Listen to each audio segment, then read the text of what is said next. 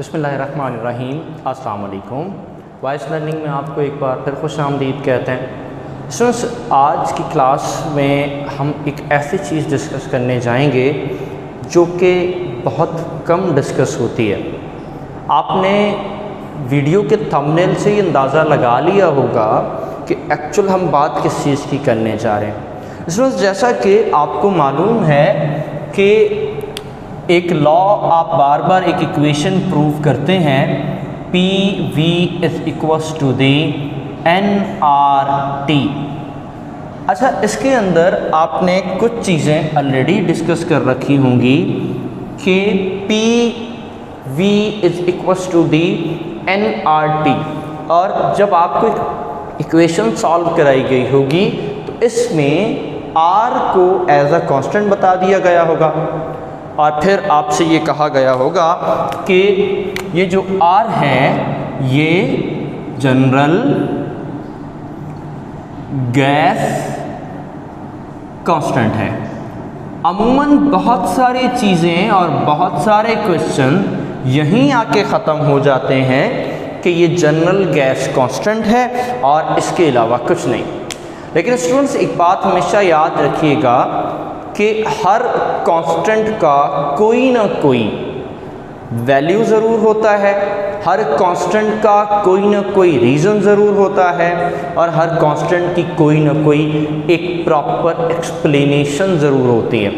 इसके अलावा ये कांस्टेंट नहीं बनते, क्योंकि बार बार हम ये चीज़ें कहते हैं कि इस तरह नहीं होता कि न्यूटन कांस्टेंट है तो न्यूटन ने अपनी मर्ज़ी से कांस्टेंट लगा दिया, कूलम कांस्टेंट है तो कूलम ने अपनी मर्ज़ी से कांस्टेंट लगा दिया।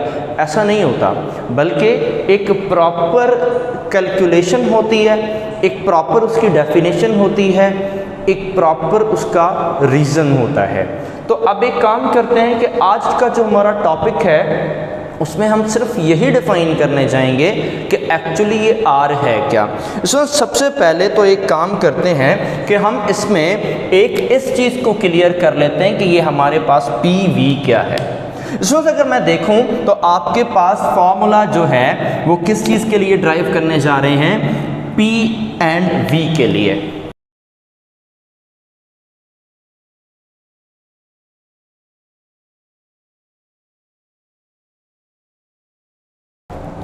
तो P और V जो है, अगर मैं इसको देखता हूँ तो मेरे पास P V, यहाँ से मैं अगर P और V को थोड़ा सा मज़ीद एक्सप्रेस कर दूँ तो ये जो प्रेशर है ये हमारे पास इक्वल होता है किसके, फोर्स पर यूनिट एरिया के, और ये हमारा वॉल्यूम है।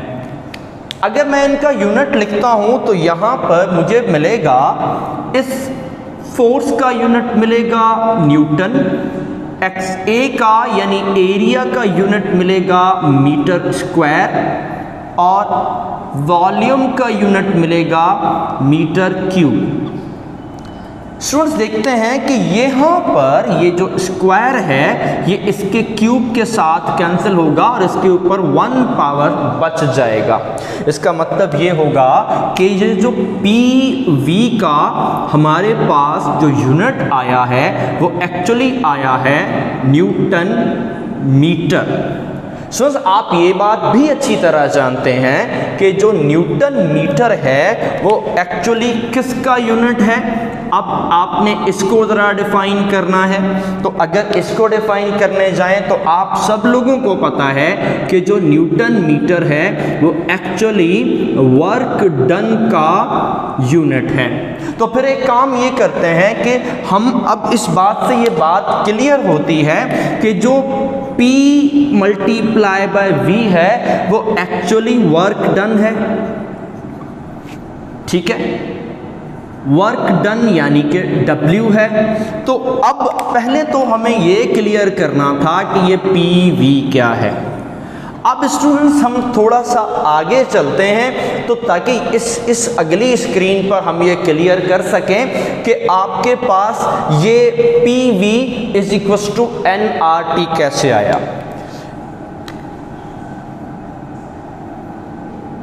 जी तो स्टूडेंट्स, अब इस फिगर में हमारे पास एक चीज़ नज़र आ रही है कि ये एक सिलेंडर है और ये इसका पिस्टन है, लेकिन मैं इसको शो कर देता हूँ कि ये पिस्टन मूवेबल है। इसका मतलब इस पिस्टन में वर्क डन होगा। अब इसके अंदर जो नंबर ऑफ मोल्स हैं वो n नंबर ऑफ मोल्स हैं और इसका जो टेम्परेचर होगा वो हमारे पास T होगा। ये आप सबको मालूम है। यकीनन इसका कोई ना कोई प्रेशर भी होगा, यकीनन इसका कोई वॉल्यूम भी होगा, लेकिन अब हम यहाँ पे दो चीज़ें कंसीडर कर रहे हैं कि इस सिलेंडर का हमारे पास नंबर ऑफ मोल्स हैं और इस सिलेंडर के हमारे पास क्या है, टेम्परेचर भी है। अब देखते हैं थोड़ा सा मज़ीद आगे, देखते हैं कि स्टूडेंट्स हमारे पास PV यानी कि वर्क डन, क्योंकि यहाँ पर जब हम इसको हीट प्रोवाइड करेंगे डेल्टा Q की शक्ल में तो यकीनन इसके अंदर वर्क डन होगा। अब वर्क डन होगा तो वो दो चीज़ों पे डिपेंड करता है। पहली चीज़ तो वो नंबर ऑफ मोल पे डिपेंड करेगा। मैं इसको लिख देता हूँ कि proportional to the number of moles, यानी जितने नंबर ऑफ मोल्स इसमें होंगे उतना ज़्यादा ये वर्क डन करेगा। दूसरी बात कि जितना ज़्यादा इसका टेम्परेचर रेज होता जाएगा ये उतना ज़्यादा वर्क डन करेगा। तो इसका मतलब वर्क डन यानी PV is proportional to the N and proportional to the, directly proportional to the temperature T। तो अब हम करते हैं, देखते हैं कि क्या होगा। ये हमारे पास हो जाएगा PV is proportional to N और इसके साथ लगा देते हैं T। आपको मालूम है कि ये प्रोपोर्शनलिटी की साइन को रिमूव किया था और उसकी जगह हमने R लगा दिया था, जिसको कहा गया था PV is equals to nRT यानी कि जर्नल गैस कांस्टेंट। लेकिन स्टूडेंट स्टोरी यहाँ पे ख़त्म नहीं होती, क्योंकि इसी को तो डिफाइन करना है। तो इसको अगर डिफाइन करना है तो इसका मतलब ये है कि हम थोड़ा सा एक यहाँ पे फॉर्मूला ड्राइव करते हैं। हमें चाहिए R, तो इसका मतलब R is equals to the N यहाँ आ जाता है PV divided by N, T यहाँ पर आ जाएगा डिवाइडेड बाय T। स्टूडेंट्स ये देख सकते हैं कि अगर मैं कहूँ कि ये जो PV है ये मेरे पास इक्वल है किसके, वर्क डन यानी W के, तो ये हो जाएगा NT। तो इसका मतलब क्या हुआ, इसका मतलब ये हुआ कि अगर मैं इसका यूनिट फाइंड करता हूँ तो देखिए ज़रा, यूनिट का मतलब क्या हुआ कि जूल पर मोल पर केल्विन। ये यूनिट बहुत कुछ बोलते हैं, फिजिक्स की ज़ुबान में यूनिट बहुत कुछ बोलते हैं। अगर इसमें देखें तो यूनिट चीख चीख के बोल रहा है कि वर्क डन किसी एक नंबर ऑफ मोल पर कोई एक केल्विन टेम्परेचर बढ़ाने पर जो वर्क डन होगा उसको हम कहेंगे R। कांस्टेंट का मतलब क्या है कि आपके पास अगर for example number of mole 1 है, अगर आपका टेम्परेचर आपने चेंज जो किया है वो अगर 1 केल्विन किया है तो R की वैल्यू अब आप बता सकते हैं क्या हो जाएगी, R will be equals to the work done या W is equals to the R। यानी हम ऐसा कह सकते हैं कि अगर आपके पास इस सिलेंडर में 1 मोल गैस हो और आप इसका टेम्परेचर 1 केल्विन चेंज करें तो उस वक्त जो वर्क डन होगा वो R के बराबर होगा। इसका मतलब R की जो वैल्यू है वो कितनी है, 8.314 जूल पर मोल पर केल्विन। मतलब क्या हुआ कि आप जो डिफाइन करने जा रहे थे वो क्या डिफाइन करने जा रहे थे कि अगर आपके पास इस सिलेंडर में 1 मोल गैस है और आप इसका 1 केल्विन टेम्परेचर इंक्रीज करने जा रहे हैं, तो इसका मतलब ये कि आपका जो ये पिस्टन है, यानी आपकी जो ये 1 मोल की गैस है, ये जो वर्क डन करेगी वो इतना करेगी, जो कि है 8.314 जूल पर 1 मोल पर 1 केल्विन टेम्परेचर बढ़ाने पर। मेरा ख्याल है कि ये बात आपको बड़ी आसानी से क्लियर आ गई होगी। दोबारा बताता हूँ, 1 कोई मोल गैस जो कि वर्क डन करती है कोई 1 केल्विन टेम्परेचर बढ़ाने पर, उसको हम R कहते हैं।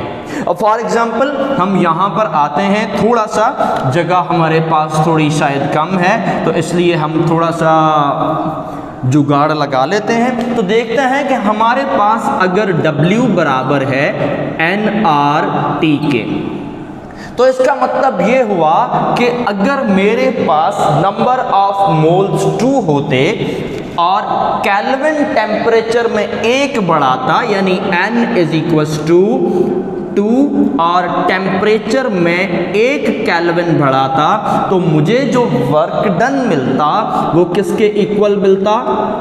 2R के, क्योंकि ये तीनों मल्टीपल टाइम है।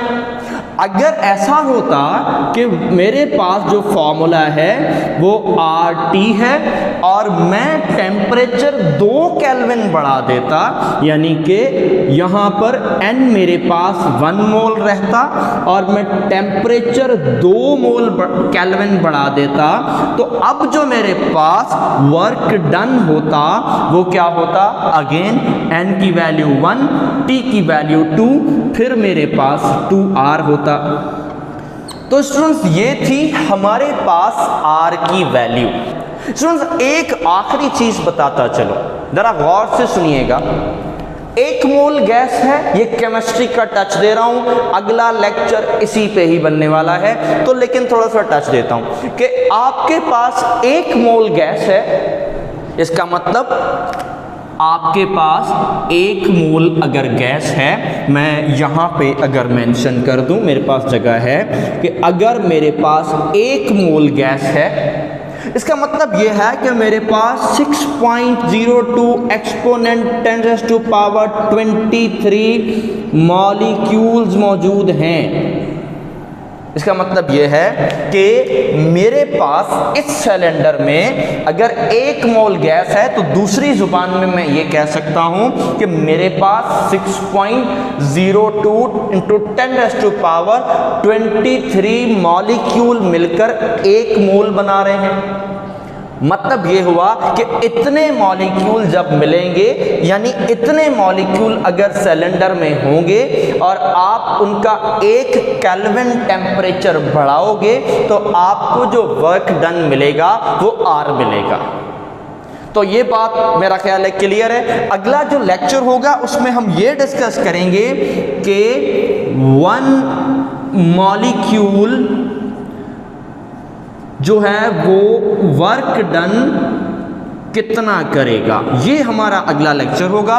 और इसी के अंदर केमिस्ट्री में मैं आपको ये भी बताऊंगा, हालांकि फिजिक्स है लेकिन रिलेटेड है केमिस्ट्री से, कि बोल्ट्जमैन कांस्टेंट क्या होता है। क्योंकि आज के लेक्चर में मुझे जहां तक उम्मीद है कि आपको क्लियर क्लियर हो गई होगी बात कि एक्चुअली जनरल गैस कांस्टेंट कोई खामखाई में नहीं आया, बल्कि एक्चुअली इसकी एक प्रॉपर डेफिनेशन थी।